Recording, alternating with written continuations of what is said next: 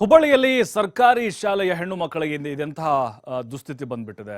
ಹೆಣ್ಣು ಮಕ್ಕಳ ಶಾಲೆಯ ಪಕ್ಕದಲ್ಲೇ ಪುರುಷರ ಶೌಚಾಲಯ ಇದೆ. ಶಾಲೆ ಗೋಡೆಗೆ ಹೊಂದಿಕೊಂಡಿದೆ ಈ ಶೌಚಾಲಯದ ಗೋಡೆ. ನೋಡಿ, ಎಲ್ಲ ವಿದ್ಯಾರ್ಥಿನಿ ಇದ್ದಾರೆ. ಹೆಣ್ಣು ಮಕ್ಕಳ ಶಾಲೆ ಸರಿಯಾಗಿ ಪಾಠ ಕೇಳೋಕೆ ಆಗ್ತಾ ಇಲ್ಲ. ಮೂಗು ಮುಚ್ಚಿಕೊಂಡ್ರೂ ಕೂಡ ಗಬ್ಬು ವಾಸನೆ ಬರ್ತಾ ಇದೆ. ಶೌಚಾಲಯ ಅಂದ್ರೆ ಪರಿಮಳ ಬರ್ತಾ ಇದೆ.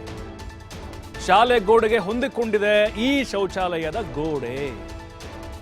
ಹೈರಾಣಾಗಿದ್ದಾರೆ ವಿದ್ಯಾರ್ಥಿನಿಯರು. ಆ ಸ್ಮೆಲ್ಲನ್ನು ತಡ್ಕೊಳ್ಳೋಕ್ಕಾಗದೆ ಕೊಠಡಿಯಲ್ಲಿ ಕುಳಿತುಕೊಳ್ಳೋಕ್ಕೂ ಕೂಡ ಅಸಹ್ಯ ಪಡ್ತಾ ಇದ್ದಾರೆ. ಅಂದ್ರೆ ಮಾನ ಮರ್ಯಾದೆ ಇಲ್ಲವ ನಮ್ಗೆ ಹಂಗಾರೆ ಅಂತ ವಿದ್ಯಾರ್ಥಿನ ಅನ್ಕೊಳ್ತಾ ಇದ್ದಾರೆ. ಏನು ಅವರೆಲ್ಲ ಗಂಡಸರು ಮಲಮೂತ್ರ ವಿಸರ್ಜನೆ ಮಾಡು ನೋಡಿ ಕಣ್ ತುಂಬಿಕೊಳ್ಬೇಕಾ? ನೋಡಿ, ಆ ಕಡೆ ನೋಡಿ ಶಾಲೆ ಇದೆ, ಅಲ್ಲೇನೇ ಶೌಚಾಲಯ, ಗೋಡೆ ಹೊಂದಿಕೊಂಡೇನೆ ಇದೆ. ಅಲ್ಲಿ ನಮಗೆ ಬೇಕಾಗಿರುವುದು ಆ ಶೌಚಾಲಯವನ್ನ ಬೇರೆ ಕಡೆಗೆ ಸ್ಥಳಾಂತರ ಮಾಡಿ. ಮೊದಲೇ ಶಾಲಿದೆ ಅಂತ ಗೊತ್ತಿರಲಿಲ್ವಾ ಇವರಿಗೆ, ಪಾಲಿಕೆಯವ್ರಿಗೆ? ಅವರೇ ನಿರ್ವಹಣೆ ಮಾಡೋದಿದ್ನ. ಪ್ರಸಾದ್ ಅಬ್ಬಯ್ಯ ಅವರು ಈಗಾಗಲೇ ಭೇಟಿಯನ್ನು ಕೊಟ್ಟು ಅದರ ಬಗ್ಗೆ ಮಾಹಿತಿಯನ್ನು ಕೂಡ ಕಲೆ ಹಾಕಿದ್ದಾರೆ.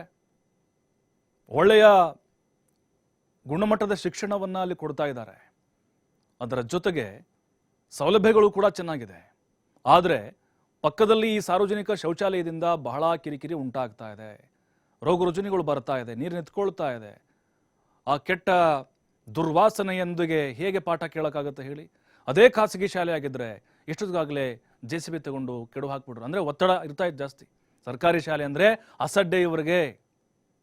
ಶಾಸಕ ಪ್ರಸಾದ್ ಅಬ್ಬಯ್ಯ ಅವ್ರಿಗೂ ಕೂಡ ನಾವು ಕೇಳಿಕೊಳ್ತಾ ಇದ್ದೀವಿ, ಆದಷ್ಟು ಬೇಗ ಈ ಶೌಚಾಲಯವನ್ನ ಬೇರೆ ಕಡೆಗೆ ಸ್ಥಳಾಂತರ ಮಾಡಬೇಕು ಅಥವಾ ಡೆಮಾಲಿಷ್ ಮಾಡಬೇಕು.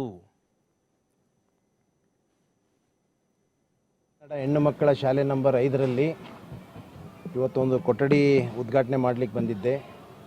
ಈ ಹಿಂದೆ ಕೂಡ ಸುಮಾರು 6 ಹೊಸ ಕೊಠಡಿಗಳನ್ನು ಕೂಡ ನಿರ್ಮಾಣ ಮಾಡಿ ಇಲ್ಲಿ ಉದ್ಘಾಟನೆ ಮಾಡಿದ್ದೀನಿ.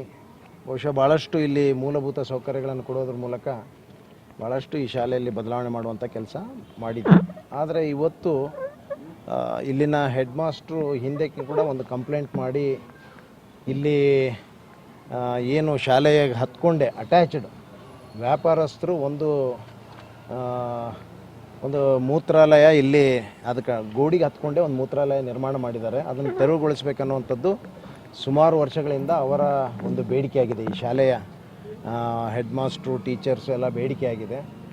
ಆದರೂ ಕೂಡ ಇಲ್ಲಿ ಒಂದು ರೀತಿ ದಬ್ಬಾಳಿಕೆಯಲ್ಲಿ ಇಲ್ಲಿ ವ್ಯಾಪಾರಸ್ಥರು ಬಲವಂತವಾಗಿ ಸ್ಟ್ರೈಕ್ ಮಾಡಿ ತಮಗೆ ಒಂದು ಮೂತ್ರಾಲಯ ಬೇಕು ಅಂತೇಳಿ ತಿಳ್ಕೊಂಡು ಯಾವ ಸಣ್ಣ ಮಕ್ಕಳ ಒಂದು ಅವರ ಆರೋಗ್ಯದ ಬಗ್ಗೆನೂ ಚಿಂತನೆ ಮಾಡಲಾರ್ದೆ, ಒಂದು ಪರಿಸರದ ಬಗ್ಗೆನೂ ಚಿಂತನೆ ಮಾಡಲಾರ್ದಂಗೆ ಇಲ್ಲಿಗಲ್ ಆಗಿ ರಸ್ತೆ ಮೇಲೆ ಈ ಟಾಯ್ಲೆಟನ್ನು ನಿರ್ಮಾಣ ಮಾಡಿದ್ದಾರೆ.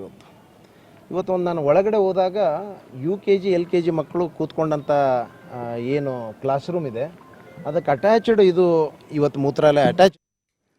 ಮತ್ತಷ್ಟು ಮಾಹಿತಿ ಯಲ್ಲಪ್ಪ ನೀಡ್ತಾರೆ ನೇರ ಸಂಪರ್ಕದಲ್ಲಿ. ಯಲ್ಲಪ್ಪ, ಬಹಳ ಶೋಚನೀಯ ಇದು. ವಿದ್ಯಾರ್ಥಿನಿಯರು ಮೂಗು ಮುಚ್ಕೊಂಡು ಹೇಗೋ ಪಾಠ ಕೇಳ್ಬೋದು, ಆದರೆ ಆ ಮಾನ ಮರ್ಯಾದೆ ಇಲ್ವಾ ಅನ್ನುವಂಥ ಒಂದು ಪ್ರಶ್ನೆ ಅವ್ರಿಗೆ ಸಹಜವಾಗಿ ಹುಟ್ಟುತ್ತೆ ಅಂತ ಅನಿಸುತ್ತೆ. ಯಾಕಂತ ಹೇಳಿದ್ರೆ ಪಕ್ಕದಲ್ಲೇ ಶೌಚಾಲಯ, ಎಲ್ಲರೂ ಕೂಡ ಅಲ್ಲೇ ಮಲಮೂತ್ರ ವಿಸರ್ಜನೆ. ಈ ಕಡೆ ವಿದ್ಯಾರ್ಥಿನಿಯರು ನಿಜಕ್ಕೂ ಪ್ರೈವೇಟ್ ಸ್ಕೂಲ್ ಆಗಿದ್ರೆ ಇಷ್ಟೊತ್ತಲೇ ಎತ್ತಂಗಡಿ ಮಾಡಿಬಿಡರು. ಯಾಕಿನ್ನೂ ಮೀನಾಮೇಷ ಮಾಡ್ತಿದ್ದಾರೆ ಅದನ್ನ ಸ್ಥಳಾಂತರ ಮಾಡಲಿಕ್ಕೆ ಅಥವಾ ಡೆಮಾಲಿಷ್ ಮಾಡಲಿಕ್ಕೆ? ನಿಜ ಪ್ರಭು, ವಾಣಿಜ್ಯ ನಗರಿ ಹುಬ್ಬಳ್ಳಿ ಅಂದ್ರೆ ದಿನನಿತ್ಯ ಇಲ್ಲಿ ಅಂತಂದ್ರೆ ಲಕ್ಷಾಂತರ ಜನ ಬಂದು ಇಲ್ಲಿ ವ್ಯಾಪಾರ ವಹಿವಾಟ ಮಾಡ್ಕೊಂಡು ಹೋಗೋದು ಸಾಮಾನ್ಯ.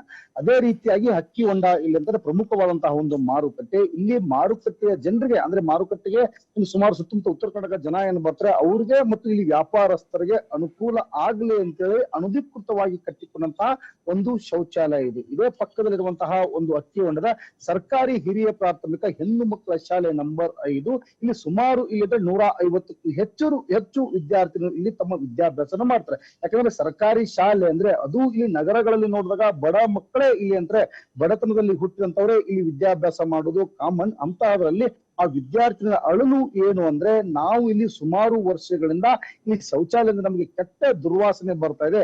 ಈ ದುರ್ವಾಸನೆಯಿಂದ ನಾವು ಅನಾರೋಗ್ಯಕ್ಕೆ ತುತ್ತುಗಳಾಗ್ತಿದ್ದೇವೆ. ಸಾಕಷ್ಟು ಬಾರಿ ಸಂಬಂಧಪಟ್ಟಂತಹ ಇಲ್ಲಿರುವಂತಹ ಮಹಾನಗರ ಪಾಲಿಕೆ ಅಧಿಕಾರಿಗಳಿಗೆ ನಾವು ಮನವಿ ಮಾಡಿದ್ದು ಆಗಿದೆ.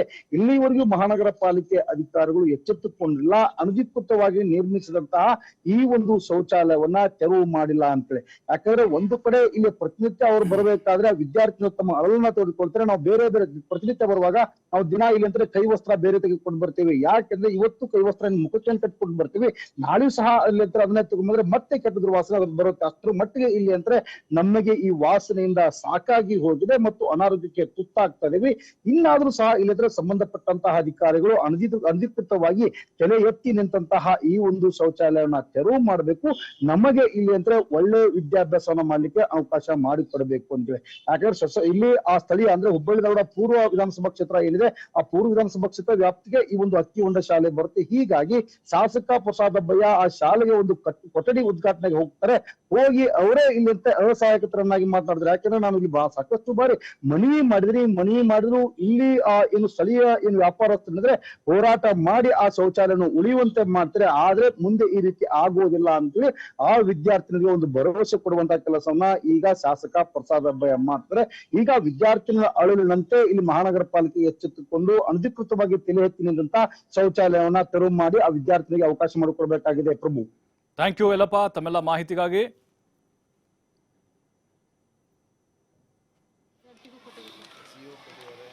ಎಲ್ಲರೂ ಕೊಟ್ಟಿದ್ದಾರೆ.